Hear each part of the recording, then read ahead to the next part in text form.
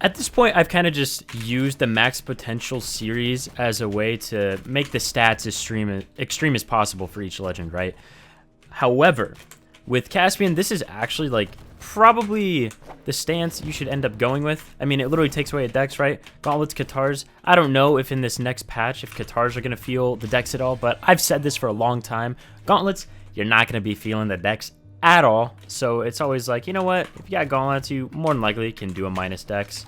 With that being said, also, I know I did say I was aiming to have the gauntlet guide out before the end of the year, but then I found out that there was a patch. Now, the patch notes are out, and if you guys looked through them at all, or you were just able to take a glimpse, or you heard whatever, there is no gauntlet changes, or there are no gauntlet changes. So I'm gonna resume working on that. I just wouldn't want to end up putting out a guide that is outdated, like basically instantly.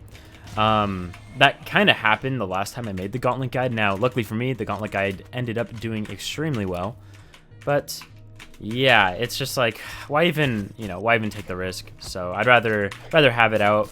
I don't want to say late necessarily, because I mean, yeah, I guess I'd rather have it out late than just have it literally be wrong, if you will. Also, already we're off to okay, well, I was gonna say pretty good start with a 3 stock. Still gonna get it. There we go. Honestly, I feel like Caspian is a character. I kind of thought about this like earlier in the day before I even was deciding, or I decided on doing Caspian as the video for today. I think Caspian is a character that I've talked about this before. The idea of having a character for online and a character for offline, right? Generally speaking, a weapon like Axe, for example, traditionally I would say is stronger online than it is offline, right? So maybe playing like Taros or just anyone with an Axe, you're probably going to see a little more benefit because it's harder to react, right? There's a lag. Everyone has different amounts of lag. Even if you have a very minimal amount, you're still going to have it to some degree, right? No one has 0 latency online. Maybe that's wrong. Maybe eventually that won't be true like at all. But for the time being, it is true. Whereas though Katars, gauntlets, like Katars in particular, I think are just an insane weapon when it comes to offline, right? Because they rely so heavily on getting the reads.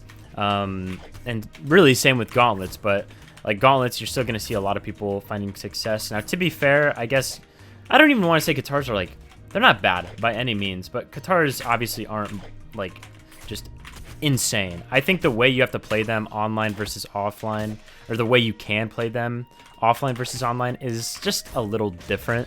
But yeah, I mean, Caspian, man, if lands are back, I don't know if offline events are back. I really think it's worth considering especially if you're a gauntlet player, to use Caspian. Just because, like, gauntlets aren't going to go anywhere. And Katars are getting the buff. Caspian's already gotten so many buffs. Like, I can't imagine this character is going to get nerfed. Like, they've tried to push this guy so hard. And already, we got another 3 stock. To be fair, the one thing with Caspian is, like, yeah, Caspian doesn't really have that sort of range. But again, I think that's something where online that might feel like a big deal, whereas offline I don't think that would necessarily be as much of a problem, just because you for sure would have certain things confirmed.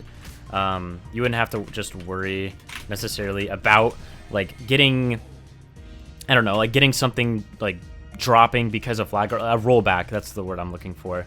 And already this guy decided he doesn't want anything, and I respect it. I'm really curious though to see how this patch really plays out. I'm gonna guess and go on a limb. The patch is gonna probably come out the same time as the battle pass, so I'd have to say like maybe Wednesday or Thursday. So that's gonna be really interesting just to see, I guess, instantly like what characters are looking like really good. I'm gonna tell you right now, Artemis is probably gonna be up there. Orion, like Lance characters. It depends how crazy the Lance buff is. I wish they would show us some actual visual representation of what's like being changed with the Lance, as far as like the hitboxing on Nair kind of being increased. I don't know if the animation is being changed at all with that, like being made bigger basically. Also, what else is there? There's a change with Axe and Hammer. Nair and Dare on Axe gets like, it's decelerated to a degree, the acceleration isn't as much. So that's actually like, I think that's really big. But again, we'll just have to see. Because, like, Sword Dare, that made a pretty big difference on Sword Dare. It makes it easier to punish. Then also, a smart change, but not really one that I think gets a lot of attention, is that D-Light actually got, I believe, recovery frames on it. I might be off on that. We'll have to see. But yeah, I think D-Light on Axe is dude, D-Light on Axe just doesn't make any sense. I'll say it. Like, that weapon, or that move, I mean, the weapon too, but the move in particular is just criminal. I still think, even though I know there are, like, a lot more people using it, it's so underrated. Like, it's so good for Axe's kit. Insane anti-air, and you can act out of it so quickly. I think that's the bigger thing, is that, like, it has a pretty good hitbox, and then you can just throw it out. And next thing you know, oh, okay, you can already be in an end light, or you can just be out of the way and then set up a punish from there. Hammer, I believe, got some recovery frames on recovery. Again, needed. Like, or maybe it wasn't recovery frames. It just did get a change, though, which is definitely super needed. That move does not make any sense. It's like one of two moves that makes grapple hammer. That and Dare also, I believe, did get a nerf. And I think there was one other thing with Hammer. I just know it was kind of in the same vein as Axe. Basically, it seems like they're trying to keep the strengths of the weapon the same, just make them feel like, you know, heavy weapons. Now it comes into question, oh, Phazon, you know, what are you going to play? What's the legend? What are the picks looking like for Winters?